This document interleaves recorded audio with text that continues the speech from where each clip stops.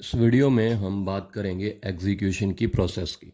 देखिए एग्जीक्यूशन क्या होती है, सबसे पहले ये बात कर लेते हैं। जब भी कोर्ट के द्वारा आपके हक में कोई डिक्री होती है, कोई जजमेंट आपके हक में आती है, आपके आपने कोई कोर्ट से कोई चीज़ मांगी, कोई रिलीफ मांगा और कोर्ट ने आपके हक में वो जजमेंट कर दी, उसको डिक्री बोला जाता है सिविल केस के अंदर।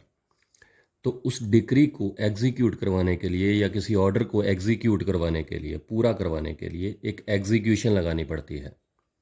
तभी आपको वो आपके अधिकार जो हैं वो रिलीफ आपको मिल पाएंगे। तो एग्जीक्यूशन उसको बोला जाता है। देखिए ये मेन जो सिविल सूट आपका होता है, जब उसमें जजमेंट आ जाती है, जब डिक्री हो जाती है, तो उसके लिए फिर आपको फिर एग्जीक्यूशन भी लगानी पड़ती है बाद में। तो एग्जीक्यूशन की प्रोसेस होती क्या है, सबसे पहले इसकी लिमिटेशन की बात कर लेते हैं। इसकी लिमिटेशन होती है कि जजमेंट आने के 12 साल के अंदर अंदर आप एग्जीक्यूशन लगा सकते हैं। अगर 12 साल से ज़्यादा टाइम हो गया फिर एग्जीक्यूशन नहीं लग पाएगी।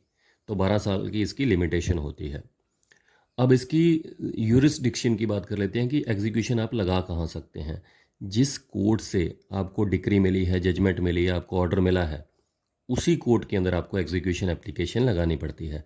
अगर कई बार ऐसा होता है कि कोर्ट जो है वो मतलब कई बार शिफ्ट हो जाती हैं, तो फिर जो सक्सेसर कोर्ट्स होती हैं उस यूरिसडिक्शन की, तो उस सक्सेसर कोर्ट में आपको जाना पड़ेगा। कई बार ऐसा होता है कि जो जेडी होता है, जेडी का मतलब होता है जजमेंट डेटर, जिससे हमने पैसे लेने हैं या जिससे हमने ऑर्डर फॉलो करवाना है या जिससे आपने पोजेशन लेना है ज़मीन का, मतलब जो अपोजिट पार्टी है, जिसके हक में केस होता है, जो एग्जीक्यूशन लगाता है, उसको बोला जाता है डीएच, मतलब डिक्री होल्डर, जिसके हक में डिक्री हुई है, जजमेंट हुई है। और जिससे आपने पैसे लेने हैं या जिससे आपने पोजेशन लेना है, कोई मकान वगैरह खाली करवाना है, जो अपोजिट पार्टी है, उसको बोला जाता है जेडी, जिसके खिलाफ एग्जीक्यूशन लगाई जाती है, मतलब जजमेंट डेटर। अब अगर उसकी जो प्रॉपर्टी है या एसेट्स हैं वो किसी और ज्यूरिसडिक्शन में है, किसी और डिस्ट्रिक्ट में है, तो जहाँ पर जिस जिस अदालत में आपने एग्जीक्यूशन लगाई है वहाँ पर उसकी ज्यूरिसडिक्शन नहीं है, तो उसकी प्रॉपर्टी को अटैच करवाने के लिए फिर आप क्या कर सकते हैं, ट्रांसफ़र एप्लीकेशन भी लगा सकते हैं। वहाँ से ट्रांसफ़र सर्टिफिकेट लेके कोर्ट से आप अपनी एग्जीक्यूशन को ट्रांसफ़र करवा सकते हैं दूसरे डिस्ट्रिक्ट में भी।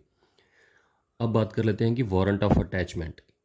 देखिए कोर्ट के पास पावर क्या होती है, कोर्ट के पास ये पावर होती है कि अगर जेडी जो है, जिससे पैसे लेने हैं, जिससे रिकवरी करनी है, अगर वो पैसे नहीं दे रहा है तो उसकी जो भी एसेट्स हैं, जो भी उसकी संपत्ति है या उसका सैलरी अकाउंट है, तो उसको भी अटैच किया जा सकता है कोर्ट के ऑर्डर्स के द्वारा।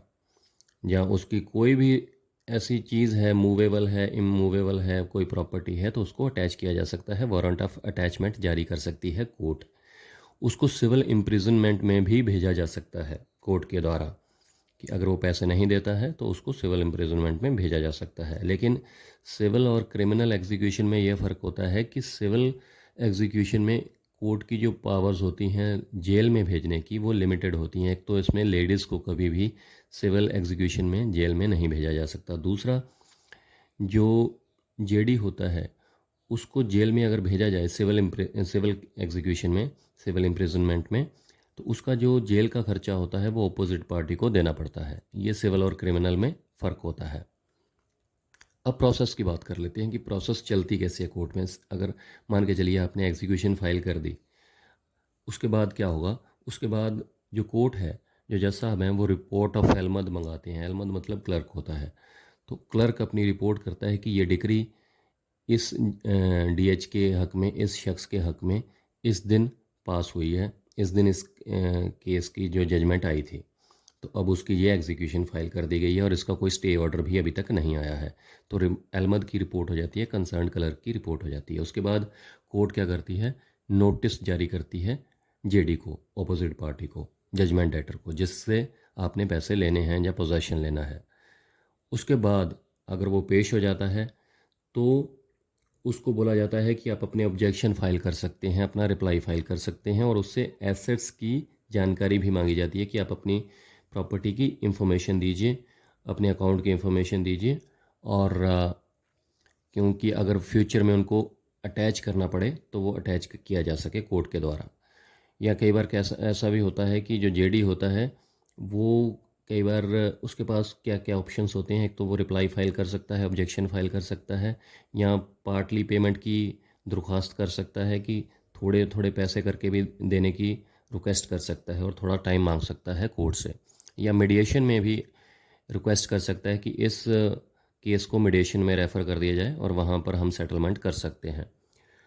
अब बात कर लेते हैं कि पोजेशन कैसे मिलता है। अगर कोई घर खाली करवाने की एग्जीक्यूशन हो और जेडी वो खाली ना कर रहा हो तो कोर्ट क्या कर सकती है कि पुलिस हेल्प के द्वारा एक लेटर लगता है पुलिस हेल्प का, जो कि डीएच के द्वारा लगेगा कि जेडी जो है वो मकान खाली कर नहीं रहा है, तो पुलिस हेल्प का एक ऑर्डर हो जाता है कोर्ट के द्वारा, तो साथ में पुलिस जाएगी उस वारंट के साथ, वारंट ऑफ पोजेशन के साथ, तो मकान खाली करवा दिया जाता है जेडी का। अब विद इन 6 मंथ का क्या मतलब है कि सुप्रीम कोर्ट की ये ऑर्डर हैं 2021 में जो आए थे कि जब भी एग्जीक्यूशन फाइल होगी उसके विद इन 6 मंथ एग्जीक्यूशन को डिस्पोज करना ही करना है, ख़त्म करना ही करना है। और अगर इससे ज़्यादा टाइम लग रहा है तो उसका रिटन में एप्लीकेशन देनी पड़ेगी कोर्ट के द्वारा विद रीज़न, और तभी मतलब जो टाइम है वो अगर कोर्ट और ज़्यादा टाइम सीक कर रही है तो उसका रिटन में एप्लीकेशन देनी पड़ेगी एग्जाम्शन लेने के लिए। तो कुल मिला के ये एग्जीक्यूशन की प्रोसेस है, बिल्कुल सिंपल शब्दों में मैंने समझाने की कोशिश की है, सिंपल तरीके से। उम्मीद करता हूँ क्लियर हो गया होगा।